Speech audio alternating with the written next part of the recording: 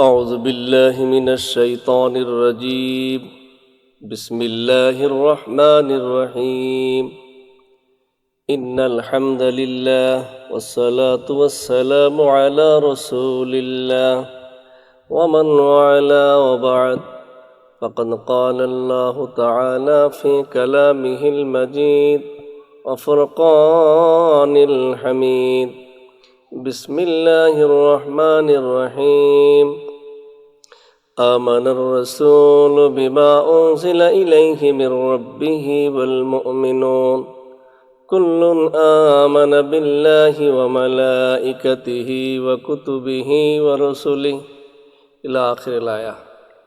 দূরের ও কাছের সম্মানিত দর্শক শ্রোতা, আপনাদের সকলকে আন্তরিক সালাম ও শুভেচ্ছা জানাচ্ছি। আসসালামু আলাইকুম রহমতুল্লাহ।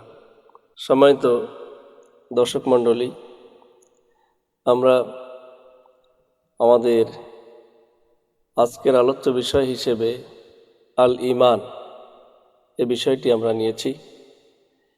আল্লাহ তাআলা আমাদেরকে তৌফিক দিলে এই ঈমানের উপরে আমরা কিছু আলোচনা করব। সম্মানিত উপস্থিতি, আমরা প্রথমে জেনে নেই যে ঈমান শব্দটা আসলে কি। ঈমান শব্দটি একটি আরবি শব্দ যা আল আমনুন শব্দ থেকে উৎপন্ন হয়েছে, যার শাব্দিক অর্থ হচ্ছে বিশ্বাস করা, স্বীকৃতি দেওয়া এবং বিশ্বস্ততা অর্জন করা।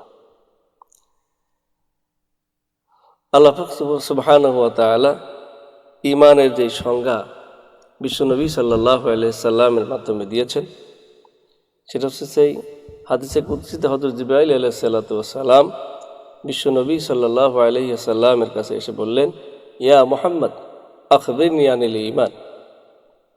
ফাকালা আন তুমিনা বিল্লাহি ওয়া মালাইকাতিহি ওয়া কুতুবিহি ওয়া রুসুলিহি ওয়াল ইয়াউমিল আখির ওয়াল কদরি খাইরিহি ওয়া শাররিহি। বিশ্বনবী সাল্লাল্লাহু আলাইহি সাল্লাম ঈমানের সংজ্ঞা পেশ করলেন। এখানে 6টি বিষয় রয়েছে। যে ঈমান হচ্ছে আল্লাহ পাক রব্বুল আলামিনের উপরে বিশ্বাস আনা, ঈমান আনা। ও মালাইকাতি, আল্লাহ তাআলার ফেরেশতাগুলোর প্রতি ঈমান আনা।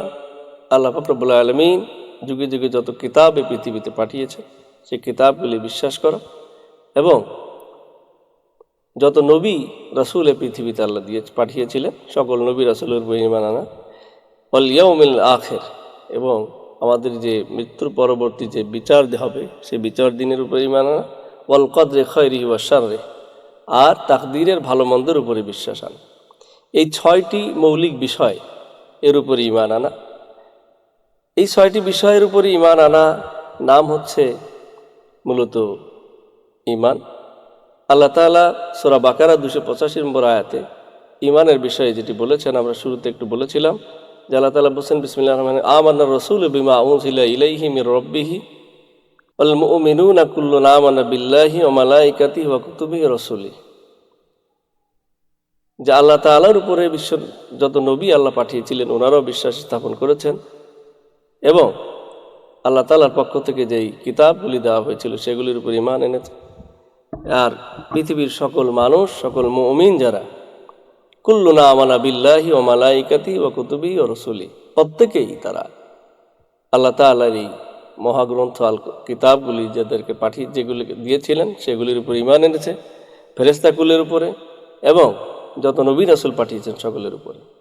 সম্মানিত হাজিরিন, ঈমানের এই সংজ্ঞা থেকে মুফাসসিরিন কিরাম এবং মুহাদ্দিসিন কিরাম যেটি বলেছেন যে ঈমানের মৌলিক বিষয় হচ্ছে 6টি।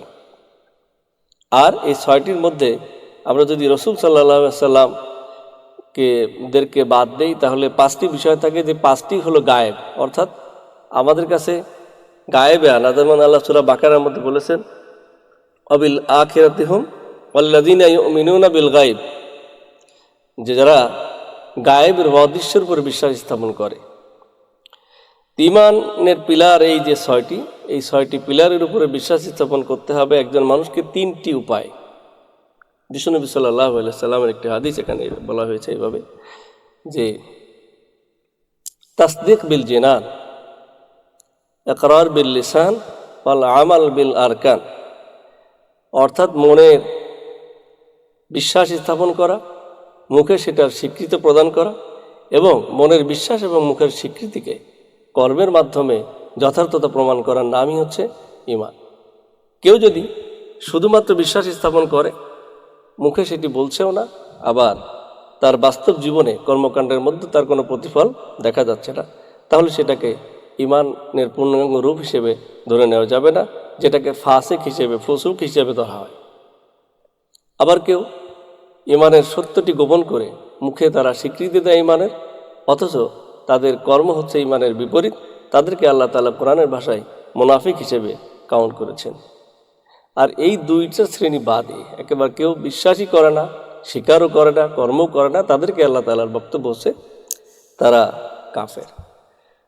তাহজিরিন, আমরা জানলাম যে ঈমান তিনটি জিনিসের, 6টি বিষয়ের, মৌলিক বিষয়ের উপরে 3টি জিনিসের সমন্বিত রূপ হচ্ছে ঈমান। একটা হচ্ছে অন্তরে বিশ্বাস, আর একটা হচ্ছে মুখে সেটার স্বীকৃতি দেওয়া, আর একটা হচ্ছে কর্মে সেটার চূড়ান্ত বাস্তবায়ন করে দেওয়া। যদি কেউ এই 3টি বিষয়গুলির মাধ্যমে ঈমানের আনয়ন করে, তাহলে আল্লাহ পাক রব্বুল আলামিন বলছেন, আল্লাযীনা আমানু ওয়া লাম ইয়ালবাসু ঈমানাহুম বিযুলমিন ফাউলাইকা লাহুমুল আমন। আল্লাহ পাক রব্বুল আলামিনের বক্তব্য হচ্ছে, যারা ঈমান আনে আর তাদের ঈমানকে কোনো জুলুম দ্বারা মিশ্রিত করে না, অর্থাৎ জুল, নিষ্পেষণ, নির্যাতন মুক্ত ঈমান যদি কেউ ধারণ করতে পারে, তাহলে আল্লাহ তাআলা বলছেন ফাউলাইকা লাহুমুল আমন, তারা হচ্ছে নিরাপত্তা পাবে আল্লাহর পক্ষ থেকে। আর ঈমান কেমন হতে হবে? আল্লাহ বলছেন, কুল আমানতু বিল্লাহি লা তুশরিক বিল্লাহি ওয়া ইন কুতিলতা হুররিকতা। আল্লাহ পাক রব্বুল আলামিন বলছেন, হে রাসূল, আপনি বলুন আমানতু বিল্লাহ, আমি আল্লাহর উপর ঈমান আনলাম।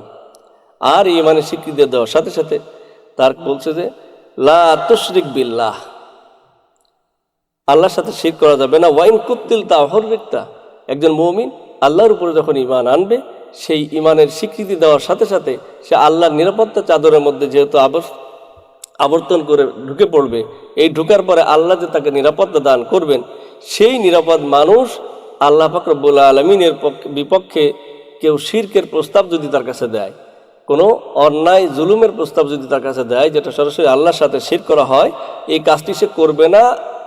এমনকি এই স্বীকৃতি দিয়ে সে অটল থাকবে, আর অটল থাকতে গিয়ে তাকে যদি হত্যা করা হয় অথবা পুড়ে দেওয়া হয়, তাহলেও সে ঈমান থেকে এক চুল পরিমাণ সরে যাবে না।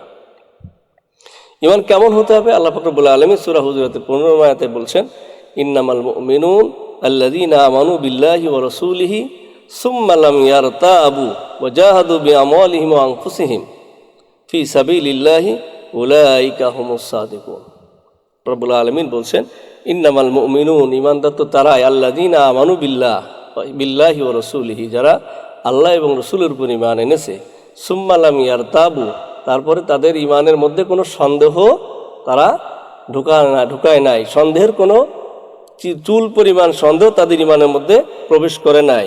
আর এই অবস্থায় ওয়াজাহিদু বিআমওয়ালিহিম ওয়া আনফুসিহিম, আর তারা আল্লাহ তাআলার রাস্তায় নিজের জীবন এবং সম্পদ দিয়ে তারা সর্বাত্মক সংগ্রামে লিপ্ত হয়েছে, উলাইকা হুমুস সাদিকুন, এরাই হচ্ছে ঈমানের দাবিতে সত্যবাদী। সম্মানিত হাজিরিন, আমরা বুঝলাম ঈমান আসলে একজন মানুষের, পৃথিবীতে আল্লাহ পাক রব্বুল আলামিন যত সৃষ্টি দিয়েছেন, মানুষের জন্য যা দিয়েছেন, সব থেকে বড় নিয়ামত হচ্ছে ঈমান। এই জন্য আল্লাহ সুবহানাহু ওয়া তাআলা কোরআনের প্রায় 89 জায়গায় ঈমানের কথাটি বারবার এনেছেন। একজন মানুষ যখন ঈমান আনয়ন করে আর আল্লাহর প্রতি বিশ্বাস স্থাপন করে, আল্লাহ তাকে নিরাপত্তার চাদরে ঢেকে দেন। পৃথিবীর কোনো রক্তচক্ষু, কোনো দুষ্টু চক্র, কোনো খারাপ মানুষ, কোনো খারাপ চিন্তা যারা লালন করে, কেউ তার ঈমান থেকে তাকে এক চুল পরিমাণ টলিয়ে দিতে পারে না, কারণ তার বিশ্বাস এই ঈমানের মাধ্যমে আল্লাহ তাকে নিরাপত্তা দান করবেন। একটি ঘটনা আপনাদের স্মরণ করে দেই। বিশ্বনবী সাল্লাল্লাহু আলাইহি সাল্লামকে একবার কাফিরদের একটি গ্রুপ ঘিরে ফেলল। এমত অবস্থায় যে রাসূল সাল্লাল্লাহু আলাইহি সাল্লামকে তারা হত্যা করবে, ঠিক তাদের মধ্যে একজন, এরকম একটা পরিস্থিতি যখন তৈরি হলো, তারা একজন বলছে, ইয়া মুহাম্মদ, আমরা এই যে তোমাকে হত্যা করব, আমাদের এই যে কাফেরদের চতুর্দিকে আমরা বেষ্টন করে রয়েছি, আমাদের বেষ্টনী থেকে তোমাকে কে রক্ষা করবে? বিশ্বনবী সাল্লাল্লাহু আলাইহি সাল্লাম অত্যন্ত দৃঢ়তার সাথে জবাব দিলেন, আমার আল্লাহ রব্বি। একথা শোনার সাথে সাথে কাফেরদের হাতের তরবারি কাঁপতে কাঁপতে পড়ে গিয়েছিল। এই জন্যে আল্লাহর বক্তব্য ওটা যে আল্লাযীনা আমানু ওয়া লাম ইয়ালবাসু ঈমানাহুম বিযুলমিন, যারা ঈমান আনে আর তাদের ঈমানের সাথে কোনো জুলমকে তারা মিশ্রিত করে না, আল্লাহ তাআলা বলছেন ওয়া উলাইকা লাহুমুল আমন, আল্লাহ তাদের নিরাপত্তা দান করবেন। সম্মানিত হাজিরিন, একজন মুমিন তার ঈমানের স্বীকৃতি দেওয়ার সাথে সাথে তার জীবনের সকল কর্মকাণ্ডে ঈমানের বহিঃপ্রকাশ ঘটাতে হবে। যদি সেটা হয় তাহলে সেটা ঈমানের স্বীকৃতি হবে। আমরা যদি মুখে বলি শুধু ঈমান আনলাম আর আমাদের কর্মের মাধ্যমে যদি তার বিপরীত কর্মকাণ্ড করে দেই, তাহলে আমাদের সেটা ঈমানের স্বীকৃতি হবে না।